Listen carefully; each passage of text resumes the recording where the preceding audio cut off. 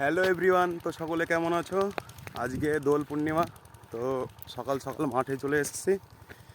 এই দেখো, আমি যাব হচ্ছে গিয়ে ওই জায়গাটায়, এই জায়গাটায় যাব, কিছু আনার ছিল, সেই জন্য যাচ্ছি। দেখো মাঠের পরিবেশটা দেখো।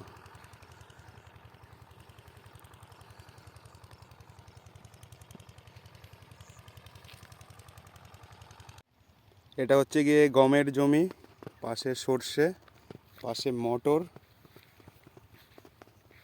ওই দিকটাতে কালি জিরে, ধনে সব কিছু লাগানো আছে।